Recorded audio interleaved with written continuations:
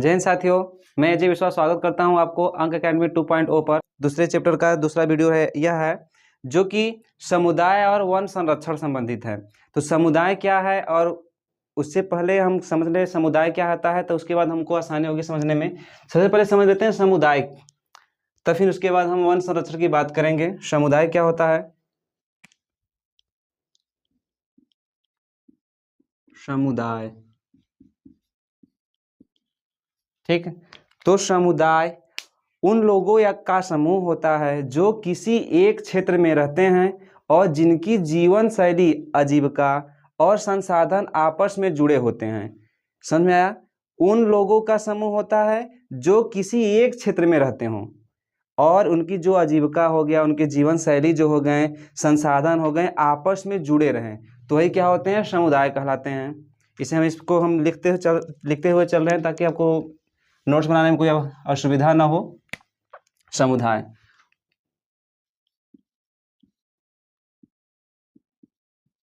उन लोगों का समूह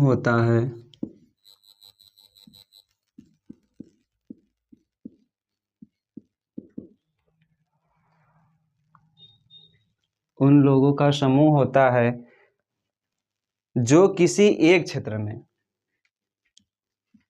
जो किसी एक क्षेत्र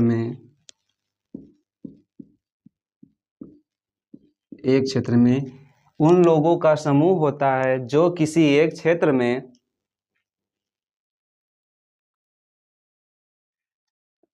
रहते हैं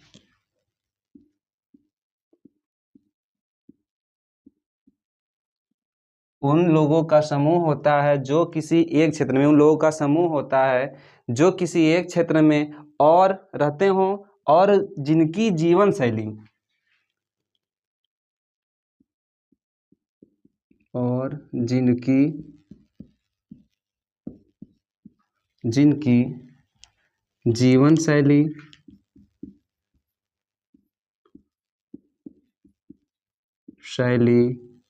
आजीविका,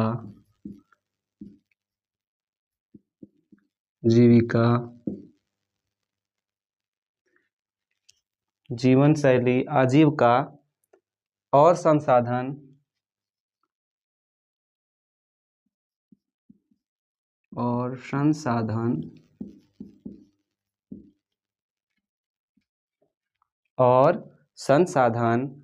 आपस में जुड़े हुए हों,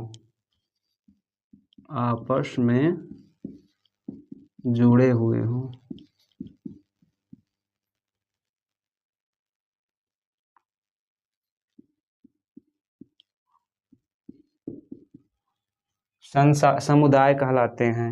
यानी कहने का मतलब यह है कि समुदाय उन लोगों का समूह होता है जो किसी एक क्षेत्र में रहते हों। जैसे मान लीजिए अगर कोई हमारा एक क्षेत्र है, अगर इतना हमारा क्षेत्र हो गया, तो इसी क्षेत्र में रहते हों, उसमें जीवन शैली, उनके जो जैसे भी जीवन शैलियाँ हों, जीवन शैली, उनकी आजीविका किस प्रकार की उनकी आजीविका है, क्या कार्य है, उनके कार्य करने की जो चीज़ें हैं वो, और प्लस संसाधन, यह आपस में जुड़े रहें। कहने का मतलब उनके एक विशेष क्षेत्र में रहें, एक निश्चित क्षेत्र में रहें, एक क्षेत्र में रहें, उनके जीवन शैलियाँ, उनकी आजीविकाएं, संसाधन आपस में जब जुड़े होते हैं तो वही क्या होते हैं? समुदाय कहलाते हैं। ठीक, जैसे देख लीजिएगा, देखा जाए तो लकड़ी हो गया, चारा हो गया, फल हो गया, औषधि हो गए, ये सब चीज़ें जो है कि एक ही चीज़ें से जुड़े होते हैं। यानी वनों से, जैसे मान लीजिए लकड़ी कहाँ देखी जाएगी? वनों में, ठीक। और चारा कहाँ देखने को मिलेगा? चारा ये भी जो है कि वन संबंधित ही है।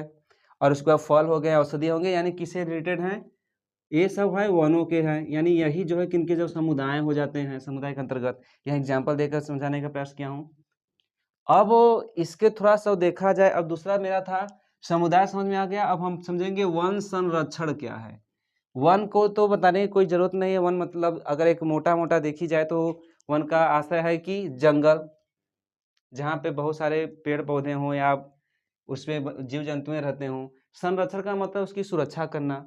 तो इसको हम कह सकते हैं वन संरक्षण का अर्थ है जंगलों को काटने, नष्ट होने और प्रदूषण से बचाने के लिए तथा होने वाले तथा उनका सही उपयोग और पुनः जो है कि उनका रोपण करना, यही जो होता है वन संरक्षण कहलाता है। यानी कि वनों का संरक्षण, वनों को सुरक्षित किस प्रकार से कर दें, यह सब वन संरक्षण के अंतर्गत ही आएंगे।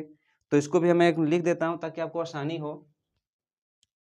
फिर इसके बाद हम आगे चर्चा करेंगे कि वनों का संरक्षण किस प्रकार से हो रहा है हुआ, लोग प्राचीन काल में क्या करते थे, चिपको आंदोलन क्या था, ये सब चीज़ें पढ़ेंगे इसी अध्याय में, इसी चैप्टर में, जो कि काफ़ी इम्पोर्टेंट होने वाले हैं। हम दूसरा देख लेते हैं वन समुदाय, यह मेरा पहला था।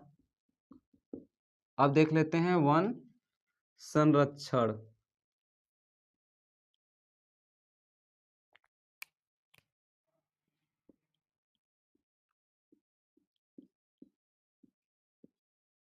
वन संरक्षण, वन संरक्षण हम कह सकते हैं कि वन संरक्षण का अर्थ है जंगल को काटने, नष्ट होने, प्रदूषण से बचाने तथा उनका सही उपयोग करने के लिए सही उपयोग करें और उन्हें पुनः रोपण किया जाए। यह जो है कि वन संरक्षण के अंतर्गत आ जाएगा। वन संरक्षण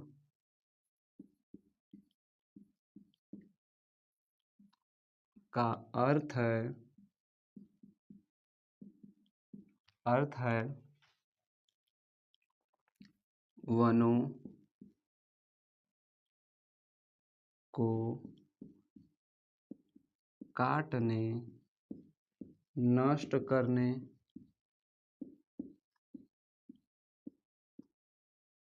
तथा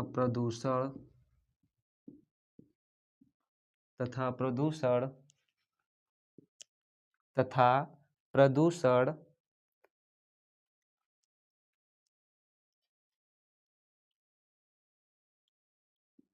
से बचाने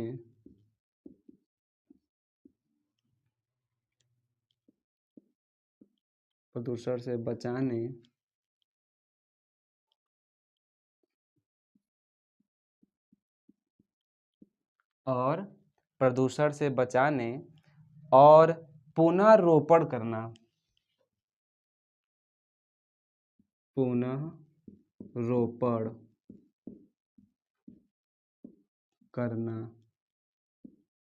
ठीक, यानी कहने का मतलब है कि वन संरक्षण जो होता है, वनों का काटने से, उनको नष्ट करने से तथा उसे जो प्रदूषित हो रही है उसे प्रदूषण को रोकने के लिए, बचाने के लिए पुनः रोपण करना, यानी पुनः उसको वृक्षारोपण करना, यानी कि वनों को सही तरीके से लगाना, यही जो है कि वन संरक्षण के अंतर्गत आएंगे और इसे कहीं कहते हैं।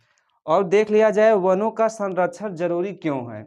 आपके प्रश्न पूछ सकता है पेपर में कि वनों का संरक्षण जो है कि हमें जरूरी क्यों है, तो इसको समझना भी बहुत जरूरी है कि वनों का संरक्षण हमारे लिए क्यों जरूरी है। तो इसको हम इस प्रकार से बता सकते हैं कि पर्यावरण को संतुलन बनाए रखने के लिए वनों का संरक्षण जरूरी है।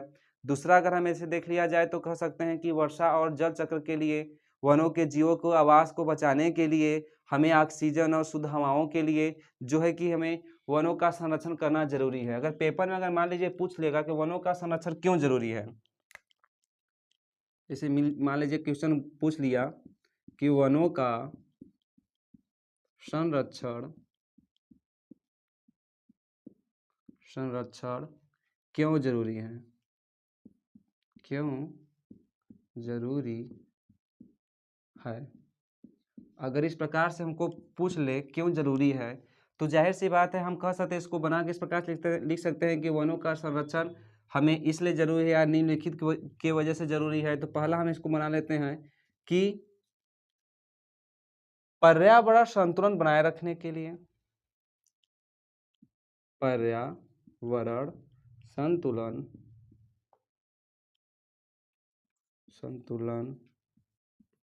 बनाए रखने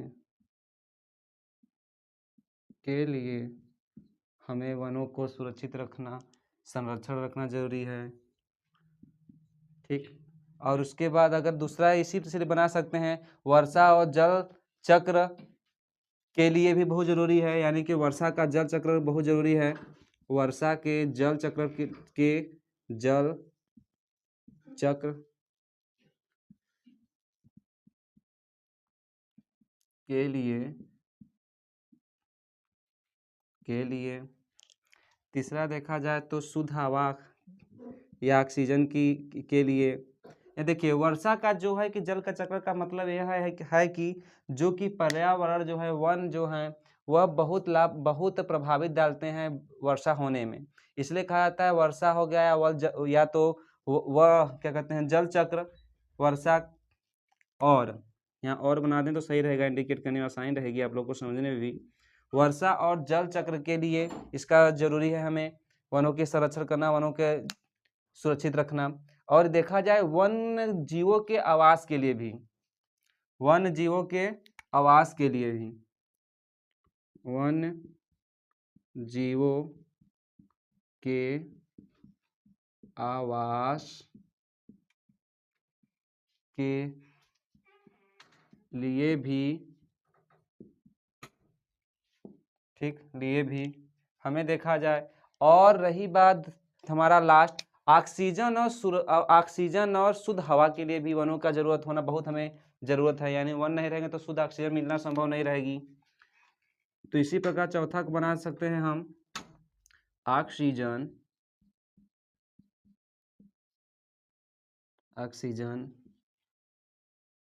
शुद्ध हवा के लिए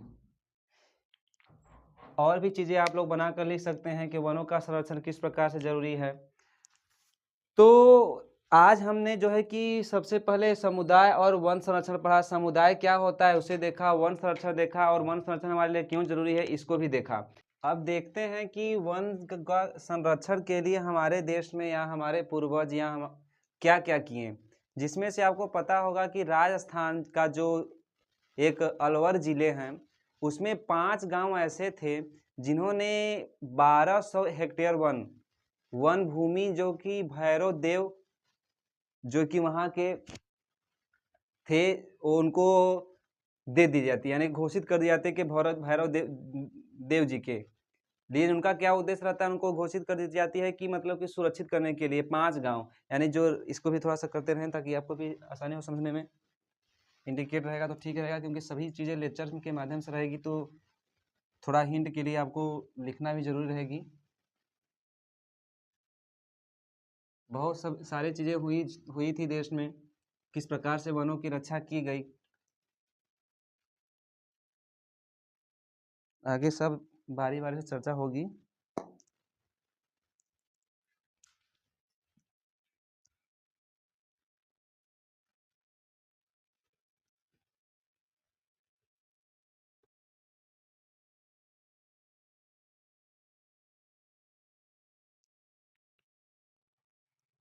देखिए, राजस्थान वनों की सुरक्षा के लिए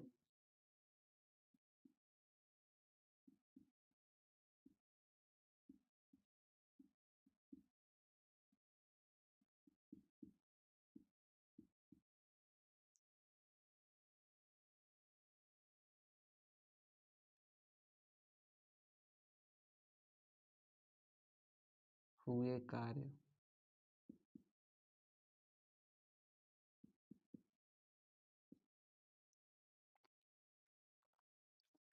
राजस्थान इसकी बहुत अग्रणी भूमिका निभाता है। राजस्थान के एक अलवर जिला रहता है, ठीक, राजस्थान का एक अलवर जिले रहते हैं जिसमें 5 गांव, 5 गांव वहाँ के वन संरक्षित करने के लिए भैरव देव डाकव डाकव देव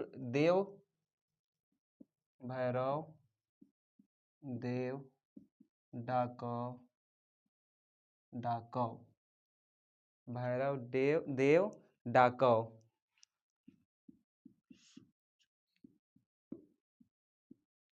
भैरव देव डाकव सोनचूरी, यहाँ पे जो है 1200, कितनी भूमियां जो थी 5 गांव मिलाकर 1200 हेक्टेयर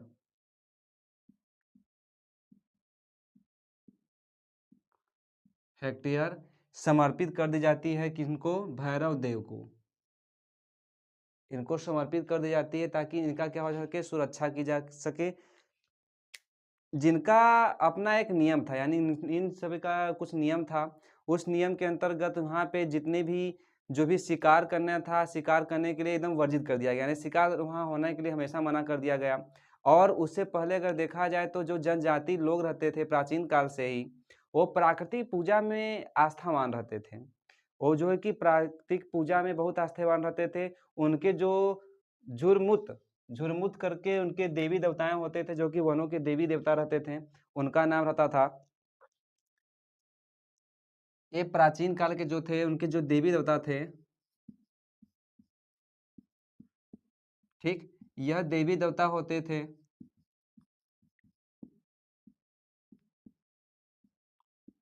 और प्राकृतिक की पूजा करते थे, यानी प्रकृति की पूजा करने वाले लोग थे।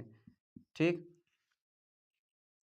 यहाँ सब चीजें जो थी इनका ये केवल एक ही प्रकार किया जाता था। इस प्रकार से करने का केवल एक ही उद्देश्य रहता था कि जो वनों की है, जिस प्रकार से ज्यादा मात्रा में उनकी क्षति हो रही थी, कटाई हो रही थी, उस पर रोक लगाया जाए ताकि सही ढंग से और अपने जो भी संस्कृतियां हैं उनको बचाई जा सके। इसीलिए उनकी जो जनजातियां लोग रहते थे, जनजाति लोग रहते थे, प्राचीन काल से ही प्राकृतिक पूजा करते थे और उसमें आस्थावान भी रहते थे। उनकी देवी देवताएं जो थे उनको कहा जाता था झुरमुट।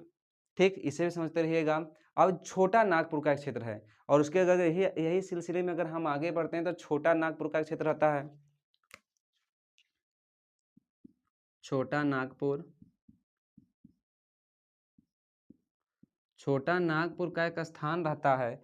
उस स्थान के जो भी थे संथाल और मुंडा जनजाति के लोग जो है कि महुए और कंदव के, यानी कि जो कि छोटा नागपुर के लोग रहते थे, वहाँ के लोग संथाल हो गया या ब्रिज की नाम है, संथाल हो गया, मुंडा हो गया, ये सब जो जनजाति के लोग थे, जनजाति के लोग, इन जनजातियों के लोग महुआ और कंदू के जितने भी पेड़ पौधे रहते थे उनकी पूजा करते थे। यानी कहने का मतलब हर एक समुदाय के लोग, जैसे मान लीजिए कि राजस्थान के इतने जिले में भैरव देव के नाम के स्थान पर रख दिए थे, 12 हेक्टेयर अपनी जो जमीनें थी वनों के संवर्धित कर दिया थे, घोषित कर दिया था कि उनकी ही देखरेख करेंगे, उनके देवी देवता। उसी प्रकार छोटा नागपुर के जो स्थान थे वहाँ पे जो है कि जो संथाल और मुंडा प्रजातियां थी, जनजातियां थी, संथाल और इनके अंतर्गत देखा तो संथाल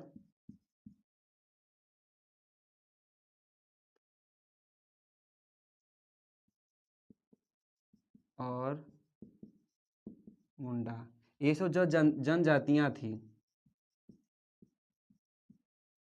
जनजातियां थी, इन जनजातियां जो थे महुए की पूजा करते थे, यानी अपनी जो कि महुआ हो गया, महुआ और कंदव, महुआ और कंदव, इनकी क्या करते थे, पूजा करते थे, पूजा करते थे। इन वनों की, इन पेड़ों की क्या होती थी, पूजा करते थे। कहाँ के लोग, छोटा नागपुर के लोग। कौन कौन से जनजाति, संथाल और मुंडा, ये सब जो जनजातियां थी, इन जनजातियों के लोग जो है कि महुआ इन सब की पूजा करते थे। यही सिलसिले में अगर आगे देखा जाए तो बिहार हो गया, उड़ीसा हो गया, इन समय की जो जनजातियां लोग रहते थे, विवाह के अवसरों पर इमली और आम के पेड़ों की पूजा करते थे। जब विवाह का समय होता था बिहार के और उड़ीसा के क्षेत्रों में, तो वहाँ की जो जनजातियाँ थी, वहाँ में जो जनजातियाँ निवास करती थी उस क्षेत्रों में, वहाँ पे विवाह के समय पे इमली और आम की पूजा करते थे। इसी क्रम में अगर हम देखें तो हम जो है कि आज के डेट में देखा जाए तो बहुत सारे इलाकों में जो है कि हमें जो है कि पीपल हो गया, वृक्ष हो गए, ये सब पीपल वृक्ष की जो है कि ज़्यादा मात्रा में पूजा होती है, आज के क्षेत्र में भी देखने को मिलता है। तो यानी इनका केवल एक ही उद्देश्य था कि हमारी वनों की जो है कि सुरक्षा की जाए ताकि हम सुरक्षित रहें। जनजातियां लोग बहुत इससे प्रभावित है क्योंकि जंगल अगर नहीं रहेंगे तो इस प्रकार से सही से संरक्षण नहीं हो पाएगा। तो इसके लिए विशेष तरह के हम मान्यताएं बनाई गई, विशेष तरह से लोग बनाए गए, जैसे कि राजस्थान हो गया, छोटा नागपुर हो गया, बिहार के हो गए। यहाँ पे जो लोग थे उनकी सुरक्षा के लिए अपने अनेक कदम उठाए। वनों की सुरक्षा के क्रम में अगर आगे देखा जाए, जैसे कि राजस्थान और छोटा नागपुर में जो कि प्राकृतिक देवी देवताओं को मान लेते थे, वृक्षों को, उसी प्रकार अब बिश्नोई समाज के जो लोग थे, यानी बिश्नोई गांव के, राजस्थान में पड़ता है, वहाँ के जो आसपास के लोग रहते थे, काले हिरन हो गया, चिंकारा हो गया, नील गाय हो गई, और वहाँ के जो मोरों थे, यानी कि मोरों से के झुंड थे, संरक्षण की इस प्रवृत्ति के चलते सरलता से देखा जा सकते हैं। यानी कहने का मतलब यह है कि जो राजस्थान था, राजस्थान का जो बिश्नोई गांव के इलाके के लोग रहते थे, उनके आसपास जो भी काले हिरन हो गए, चिकारा हो गया, नील गायें हो गई, इस प्रकार के जो झुंड में रहते थे, संरक्षण की इस प्रवृत्ति को इतना आगे ले जाता है, इतने चलते ही सरलता से देखा जाने लगा। फिर उसके बाद आती है चिपको आंदोलन, यानी जो कि उत्तराखंड से स्टार्ट होता है। इसे भी समझिएगा क्योंकि ज़्यादा इंपॉर्टेंट है, बीच पेपरों में जो है कि बोर्ड के एग्जाम में हो गया और सभी चीज़ों में हमेशा पूछता है कि यह चिपको आंदोलन क्या है, किससे संबंधित है, तो कहाँ से हुआ, किस स्थान पे हुआ था, ये सब चीज़ों को बारे में समझना बहुत ज़रूरी है। यहाँ के वन के संरक्षण के लिए क्या क्या चीज़ें हुई उसके बारे में हम समझ रहे हैं कि वन का जो संरक्षण है किस प्रकार से किया गया।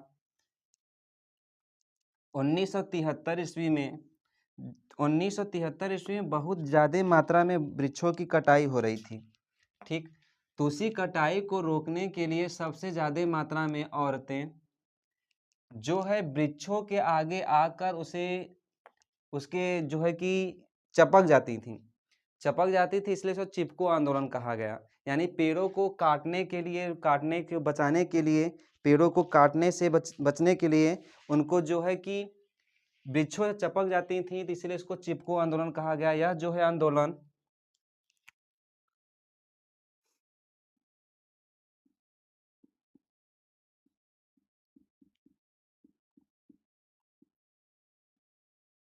चिपको आंदोलन जो है आपका 1973 ईस्वी में 1973 ईस्वी में होता है, जो कि स्थान रहता है ईस्वी में। अगर सन की बात करें तो हम,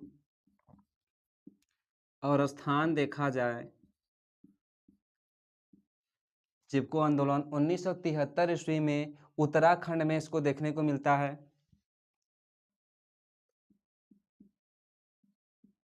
उत्तराखंड, ठीक।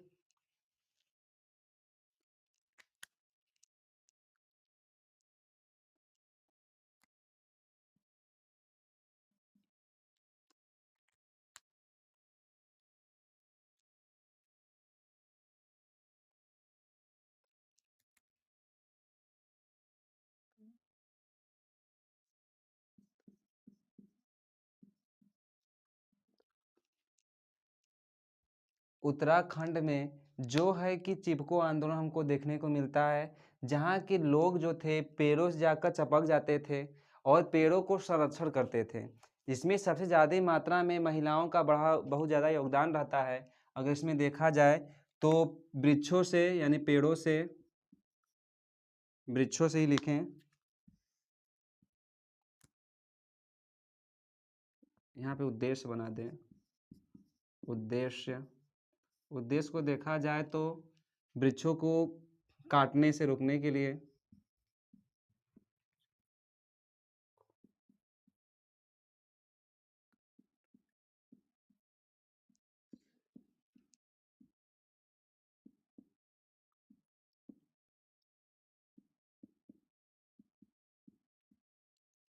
ठीक। यानी वृक्षों को काटने से, वृक्षों को उजाड़ने से, वृक्षों को संरक्षण प्रदान करने के लिए चिपको आंदोलन प्रारंभ किए गए। और इसमें सबसे बड़ी भूमिका देखने को मिलती है, महत्वपूर्ण भूमिका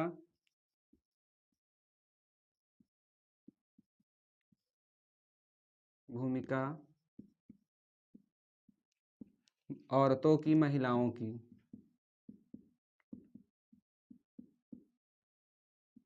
ठीक, अब इतना मैं कर दिया हूँ कि सन कितने में हुआ था, स्थान क्या है, उद्देश्य क्या था, महत्वपूर्ण भूमिका किसकी रही, तो आप समझ गए होंगे। यानी कि कहने का मतलब कि इसको हम इस प्रकार से लिख सकते हैं, चिपको आंदोलन हमारे जो है कि वृक्षों संबंधित है, पेड़ों संबंधित है। यह सन 1973 ईस्वी में उत्तराखंड के इलाके में पेड़ों को, जो कि औरतें थी, पेड़ों को बचाने के लिए उसको चपक कर पेड़ों के संरक्षण प्रदान करने की मतलब किया गया, तो इसी को क्या कहा गया, चिपको आंदोलन। ठीक, इतना समझ आ गया। उसके बाद आता है अप्पिको आंदोलन, इसे भी समझिएगा। यह सब वृक्षों के संरक्षण संबंधित थी।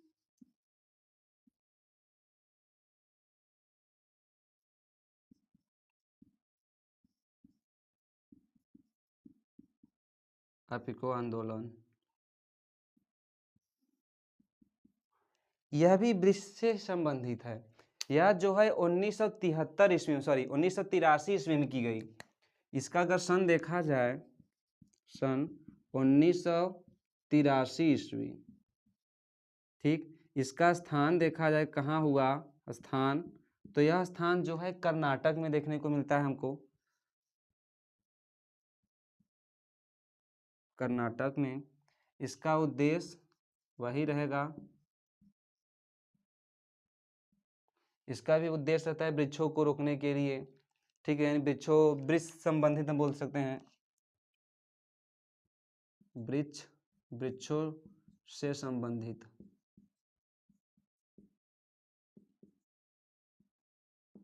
ठीक। इसका महत्वपूर्ण भूमिका लोगों के द्वारा। इसका उद्देश्य क्या रहता है, देखिए सबसे पहले हम समझ लेते हैं अपिको का आंदोलन का मतलब। अपिको का अर्थ जो होता है चिपको होता है, यानी कन्नड़ भाषा में जो है कि अपिको का मतलब होता है चिपको। तो उसी प्रकार जो है कि वृक्षों को संरक्षित करने के लिए, वृक्षों को जो हो गया वृक्षारोपण संबंधित जागरूकता फैलाने के लिए लोग जो है कि कर्नाटक में वृक्षों को रोकने के लिए यह टेक्निक या यह चीज़ें अपनाई, जिसके वजह हमें जो है कि अपिको आंदोलन कहलाया।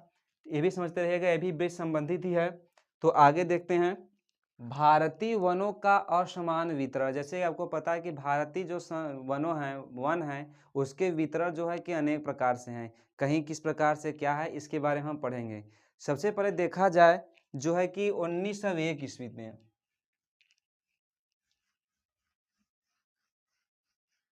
हम आराम से डिटेल में पढ़ते चलेंगे, क्लियर हो सब होते चलेंगे ताकि आपको आसानी हो। इसे जो कि अच्छे से पूरा वीडियो देखेंगे तभी आपको अच्छे से समझ में आएगा। तो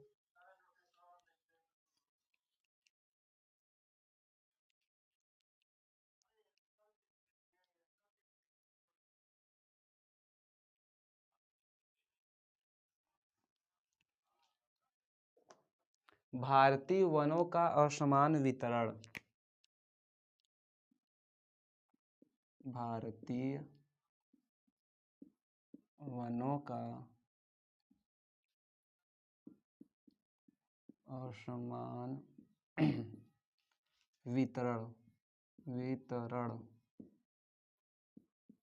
ठीक। भारतीय वनों का असमान वितरण। तो भारतीय वनों का असमान वितरण का देखा जाए तो सन सबसे पहले जो है कि सन 1901 ईस्वी में आंकड़ों के अनुसार भारत के 2,40,000 वर्ग किलोमीटर पर वन पाए जाते थे, जो कि 1901 ईस्वी में एक आंकड़ा के अनुसार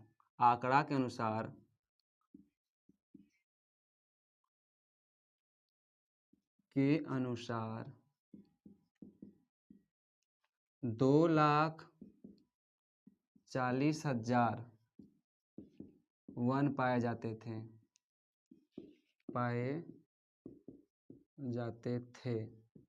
ठीक। इसे समझने का प्रयास करिएगा कि भारतीय वन का जो समान वितरण था 1901 ईस्वी में जो है कि भारतीय जो हमारी वन की भूमियाँ थी वह 2,40,000 वर्ग, जो है कि 2,40,000, यहाँ क्षेत्रफल के लिए वर्ग किलोमीटर कर लीजिएगा, वर्ग 2,40,000 वर्ग किलोमीटर, ठीक। 2,40,000 वर्ग किलोमीटर पर क्या होते थे, वन पाए जाते थे।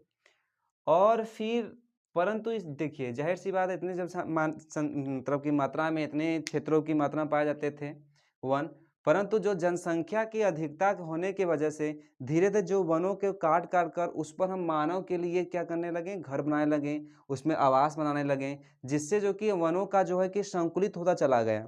यानी यह 1901 की बात हो रही है।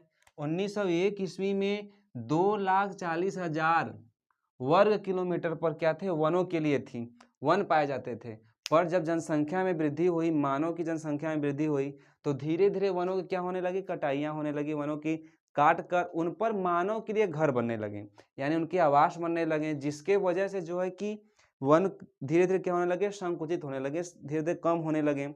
जब 1952 ईस्वी आती है तो राष्ट्रीय वन नीति अपनाई जाती है। इसी को रोकने के लिए, इसी को जो संकुचन को हमको स्थिर करने के लिए, रोकने के लिए 1952 ईस्वी में 1952 ईस्वी में 1952 ईस्वी में एक नीति अपना दी जाती है जिसमें राष्ट्रीय वन नीति होती है। राष्ट्रीय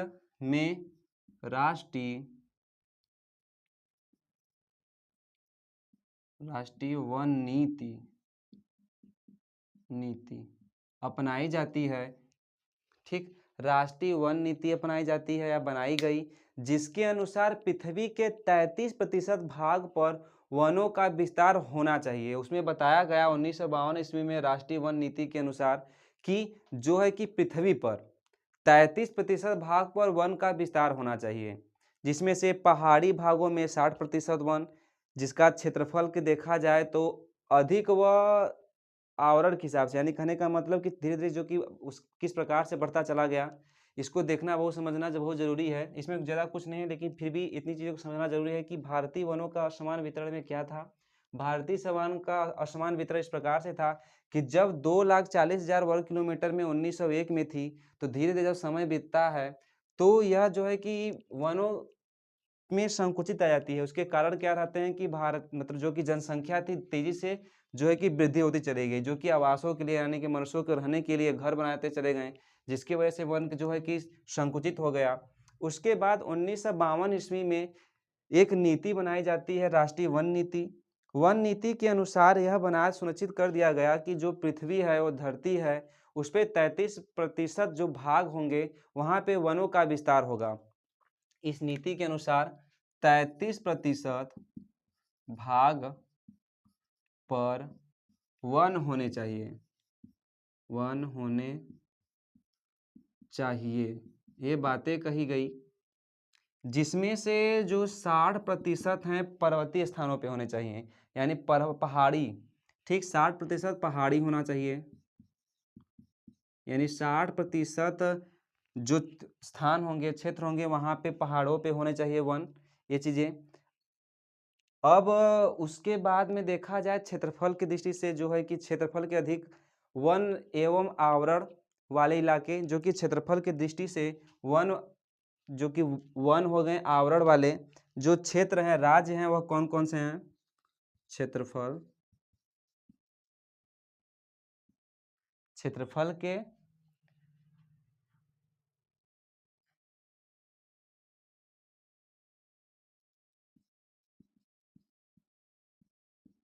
अगर बात किया जाए तो जो वनों का आवरण है, ठीक,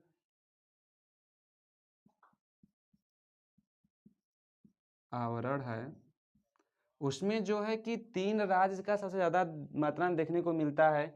जैसे कि हमारा पहला हो गया मध्य प्रदेश, उसके बाद हो गया मध्य प्रदेश के बाद आंध्र प्रदेश, फिर महाराष्ट्र।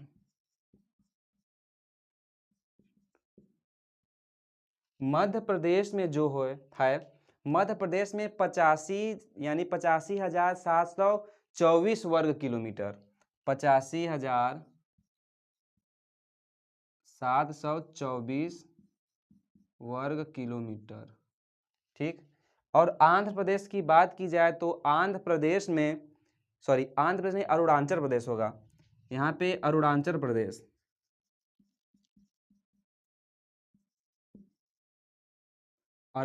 प्रदेश और महाराष्ट्र।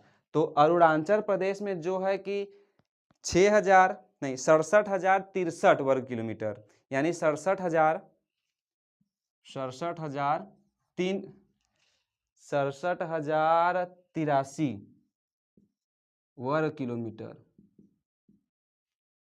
और महाराष्ट्र की बात करें तो 65,383 वर्ग किलोमीटर। इसे सब जो है कि हमारे क्षेत्रफल थे, यानी क्षेत्रफल की दृष्टि से देखा जाए तो वनों का आवरण है। महाराष्ट्र में कितने हैं? तो महाराष्ट्र में हमारे हैं 65,383 वर्ग किलोमीटर।